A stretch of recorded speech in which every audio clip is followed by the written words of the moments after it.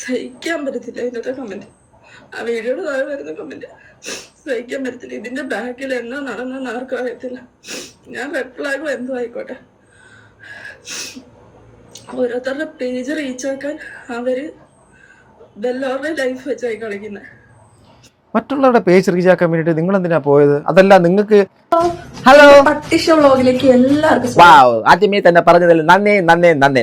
Hello. നമ്മുടെ സായിപ്പൊക്കെ ഉണ്ടല്ലോ. Hello. Comment മുട്ടയെന്ന് വിരിയാത്ത ഇവനൊക്കെ ഏത് എന്താണ് എന്നാ പോയിട്ട് ഓക്കെ. ഹലോ ഗൈസ്, വെൽക്കം, വണക്കം. ഈ കുട്ടിയെ കണ്ടില്ലേ? എനിക്ക് കുട്ടിയെ കണ്ടപ്പോൾ ഒരു പാട്ടാണ് എനിക്ക് ഓർമ്മ വരുന്നത്. ഏത് പാട്ടെന്നറിയാം?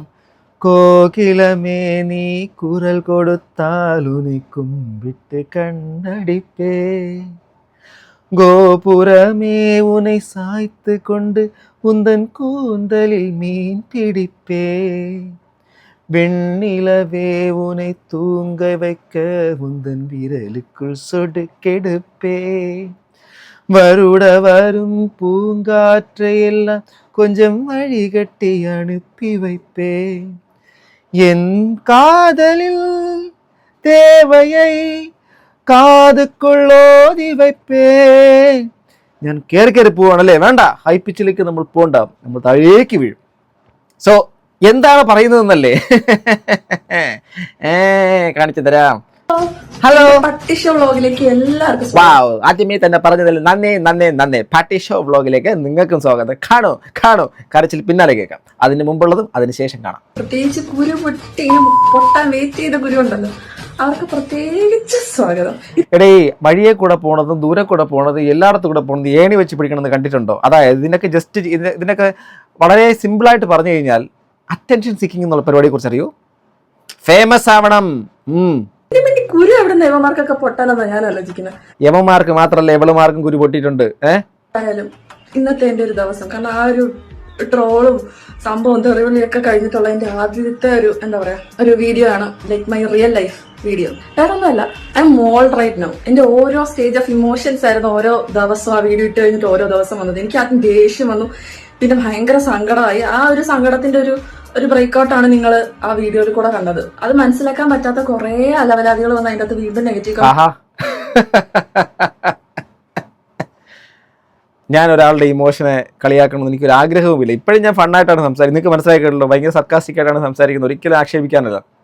പക്ഷേ ഈ കുട്ടി ചെയ്ത കാര്യം, അവർക്ക് ഒരു സ്ഥലത്തേക്ക് പോകുന്നതും ഒരു ആക്ട് ചെയ്യാൻ ഉദ്ദേശിക്കുന്നത് എന്താണെന്നുള്ള കാര്യം അർജുൻ എംപിയുടെ വീഡിയോയ്ക്കകത്ത് പുള്ളിക്കാരത്തിൽ പോയി അവിടെ ഒരു മാച്ച് എന്നുള്ളൊരു പരിപാടിയൊക്കെ നടക്കുന്നത്. ഇതൊക്കെ നമ്മൾ വേറെ ചാനലുകൾ എല്ലാ അളിയന്മാർക്കൊക്കെ മനസ്സിലാവുന്നുണ്ടായിരിക്കും. വേറെ സ്ഥലങ്ങളിൽ വേറെ ചാനലുകളിൽ ഇതുപോലത്തെ മാച്ചുകളൊക്കെ ഉണ്ട്, ബലൂണ് പൊട്ടിക്കുന്നത്. ഇവിടെ ആദ്യം തുടങ്ങിയ പരിപാടിയൊന്നുമില്ല, നമ്മൾ കുറേയൊക്കെ കാണാറുണ്ട്, പക്ഷേ ഒരു 10-15 മണിക്ക് ശേഷം മാത്രമാണ്. അപ്പോൾ അങ്ങനെയുള്ള മാച്ചുകളാണ്. അപ്പോൾ അങ്ങനെ ഇവരൊരു മാച്ചിലേക്ക് വരുന്നു, പെർഫെക്റ്റ് മാച്ച് ആയിട്ടുള്ള ആൾക്കാരെ കണ്ടെത്താനുള്ള ശ്രമങ്ങളൊക്കെയാണ്. ഒരു മെയിലും ഫീമെയിലൊക്കെ ഉള്ള സെറ്റപ്പാണ്. ഫീമെയിൽസ് നിറയെ നിൽക്കും, ആണ് വരും, അങ്ങോട്ടും ഇങ്ങോട്ടും സംസാരിക്കും. അതിനകത്ത് ആദ്യമേ തന്നെ കണ്ടാൽ തന്നെ ഫസ്റ്റ് ഇംപ്രഷൻ അടക്കമുള്ള പരിപാടികളാണ്.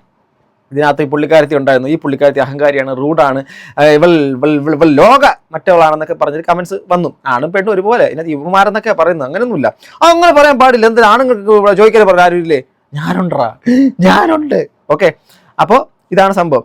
അപ്പൊ പുള്ളിക്കാരത്തി വന്നിരുന്നിട്ട് ഇതായിട്ട് അതിനുശേഷം രണ്ടാമത്തെ ഒരു സംഭവം പുറകെ വരുന്നുണ്ട്. പിന്നെ ഒരു പോയിന്റ് എന്ന് പറഞ്ഞാൽ റിയലൈസ് ആയി, ഇതിനോടൊന്നും പറഞ്ഞിട്ട് ഒരു കാര്യമില്ലെന്ന് എനിക്ക് മനസ്സിലായി. കാരണം കുറച്ച് ആൾതാമസവും വിവരവും വിദ്യാഭ്യാസവും ഉള്ള ആൾക്കാരോട് പറഞ്ഞിട്ടേ കാര്യമുള്ളൂ. പിന്നെ എന്താ എന്തോന്ന് ആൾതാമസവും വിവരവും വിദ്യാഭ്യാസവും ഉള്ള ആൾക്കാരോ? നമ്മളൊരു ആക്ട് ചെയ്ത് മണ്ടത്തരം കാണിച്ച് നമ്മുടെ ഇതുള്ള കുറെ കാര്യങ്ങളൊക്കെ പറഞ്ഞ് കയ്യിൽ നിന്നും പോയിട്ട് ഇത് കണ്ട് ആ കാര്യത്തിന് അഭിപ്രായം പറഞ്ഞവരുടെ തലയ്ക്ക് ആൾതാമസം ഇല്ലെന്നാണോ? എന്റെ ഫുഡ് ആ കുക്കിംഗ് ആ ഒരു വീഡിയോ അല്ലാതെ ഞാൻ ഇങ്ങനത്തെ എന്താ പറയാ ഇങ്ങനത്തെ വ്ളോഗൊന്നും ഞാൻ ട്രൈ ചെയ്യാനേ നിന്നിട്ടില്ല.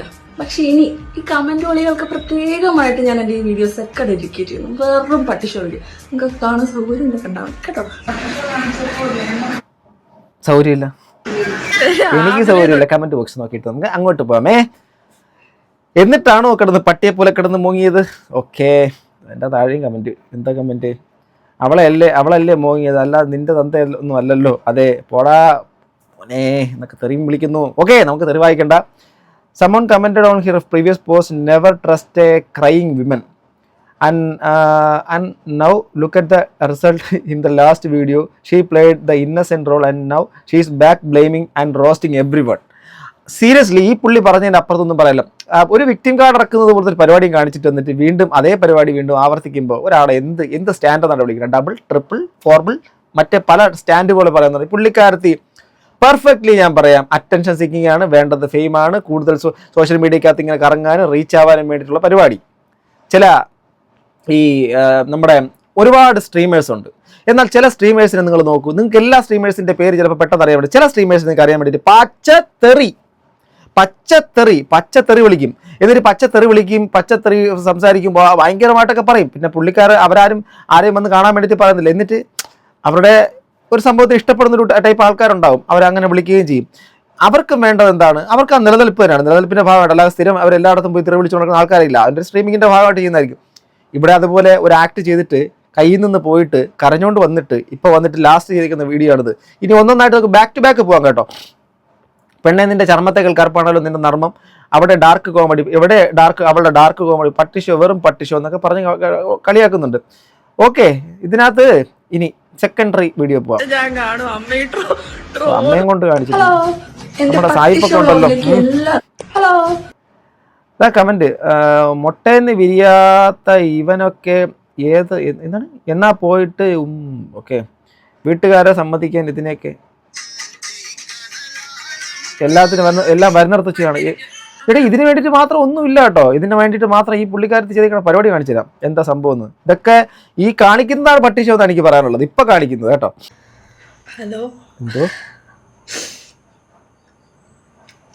ഹലോ, ഞാൻ ശ്രേയ.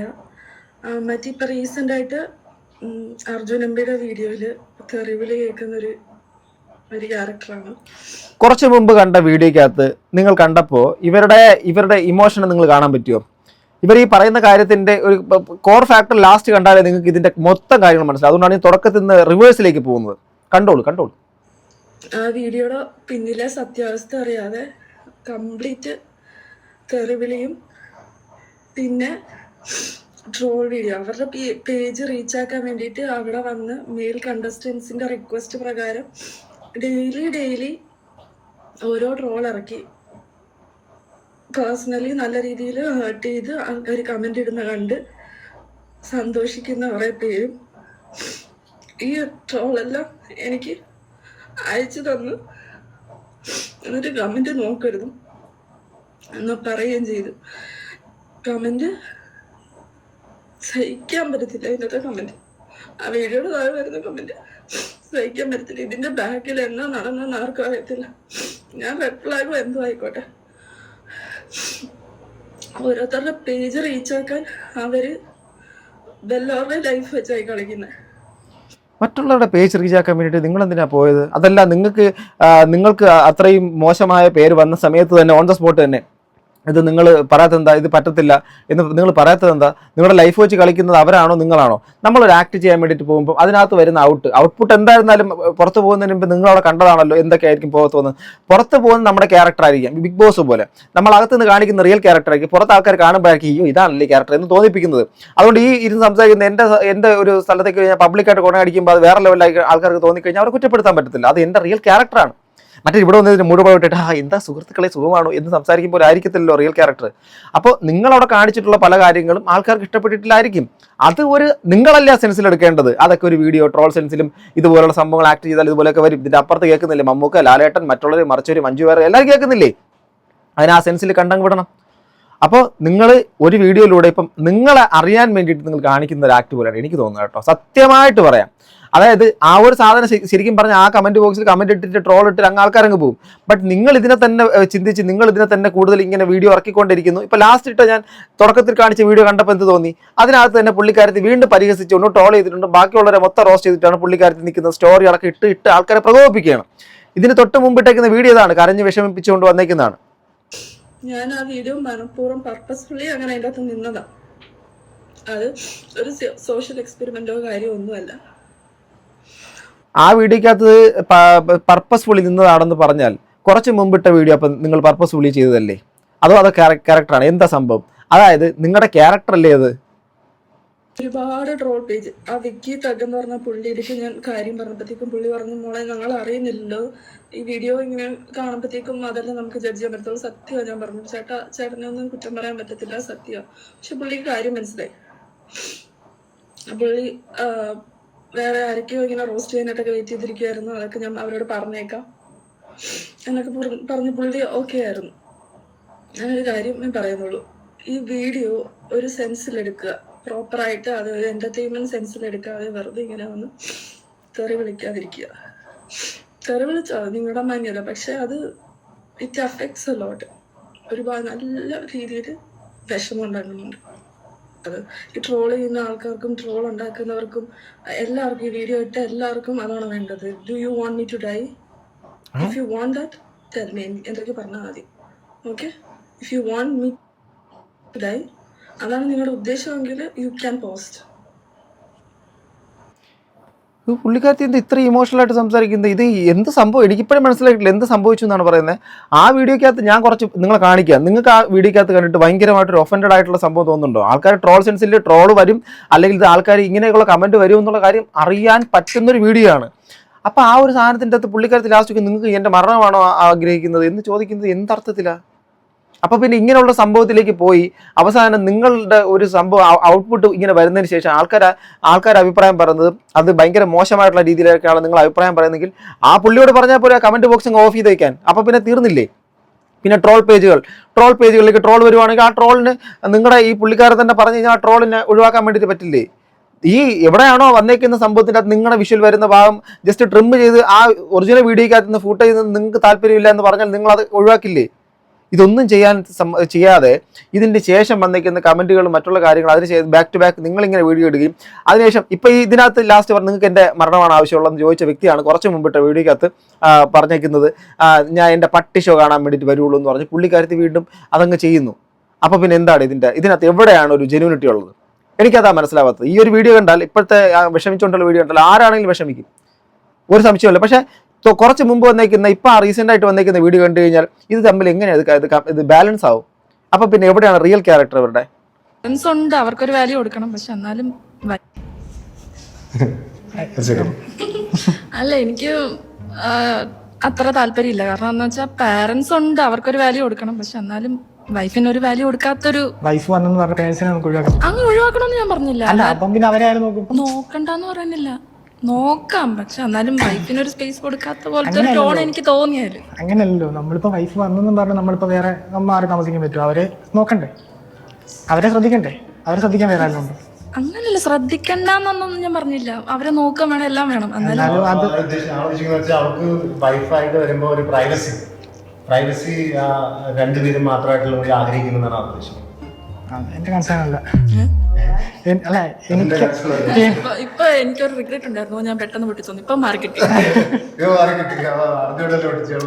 അല്ല, ഈ പുള്ളിക്കാരത്തിയുടെ ഈ ആക്ട് കണ്ടിട്ട് എനിക്ക് ഭയങ്കര മോശമായിട്ട് എനിക്ക് തോന്നുന്നില്ല. എനിക്ക് തോന്നുന്നു ഇതിനകത്ത് ഈ ഭയങ്കര മോശമായിട്ടുള്ള കമൻസ് ഉണ്ടോ? അല്ല, അത്രത്തോളം ഇതിനകത്ത് ഉണ്ടോ? ടോപ്പ് കമൻസ് എന്നുള്ള സമയം ഗ്രീൻ ടോപ്പ് ഹെയ്റ്റ് ബട്ടണോ? ഹെയ്റ്റ് ബട്ടണൊക്കെ ഉണ്ട്.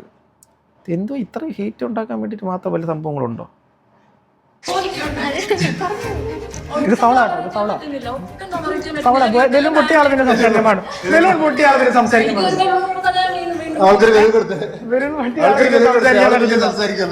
ഇത് ഫെയർ അല്ല. അല്ലല്ല, നിങ്ങളുടെ കഴിഞ്ഞല്ലോ, നിങ്ങൾ ബലൂൺ പൊട്ടിച്ച് നിങ്ങളുടെ ചോദ്യം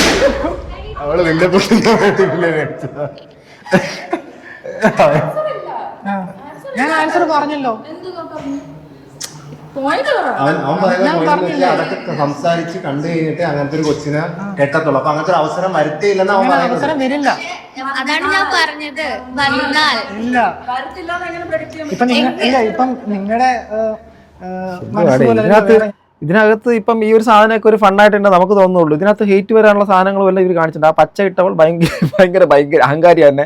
ആ തൃശ്ശൂരിൽ നിന്ന് വന്നവർ അവളുടെ ബലൂൺ പൊട്ടിച്ചപ്പോൾ സാറ്റിസ്ഫാക്ഷൻ. ആദ്യം വന്ന ആൾ ഫസ്റ്റ് റിലേഷൻഷിപ്പ് ഓർന്നത് കുറ്റം. എൻ്റെ അമ്മോ, ഈ പരിപാടി നമ്മുടെ നാട്ടിൽ വന്നു, അടിപൊളി. ഇത് റിവേഴ്സ് വേണം എന്നുള്ളവരാരൊക്കെ. ഞാനൊരു ഗേളായിട്ട് പോലും ഈ ഗ്രീൻ ടോപ്പിൻ്റെ വർത്തമാനം എന്തോ ഗേൾസ് ആയിട്ട് പോലും ഗ്രീൻ ടോപ്പിന്റെ വർത്തമാനം ഇഷ്ടപ്പെട്ടില്ല എന്നൊക്കെ ആൾക്കാർ ബോയ് ഗേൾ ഇപ്പൊ പറഞ്ഞല്ലോ, അത് എനിക്കറിയത്തില്ല. നമ്മള് കുറച്ച് ഓക്കെ, ഐ മീൻ അവർക്ക് അല്ല ഐ മീൻ അതല്ല ഉദ്ദേശം. എന്താണ് പൊട്ടിക്കാൻ കാരണം? അല്ല ഇതൊരുമാതിരി മാർക്കറ്റിൽ ഫിഷിങ്ങിന് പല ടൈപ്പ് ഫിഷ് വെച്ചിരിക്കുന്നു. എനിക്ക് മീഡിയം സൈസ് മതി. അതല്ല ഉദ്ദേശം. അതല്ല ആ സെയിം സംഭവം തന്നെ. പട്ടിഷോ അവിടെ ഫ്ലെക്സിന് കാണിക്കുന്നത് കാണിക്കാൻ പറഞ്ഞിട്ടല്ലേ കാണിക്കാല്ലേ. അവന് മ്യൂസിക് വിത്ത് ബോഡി മസിൽസ്.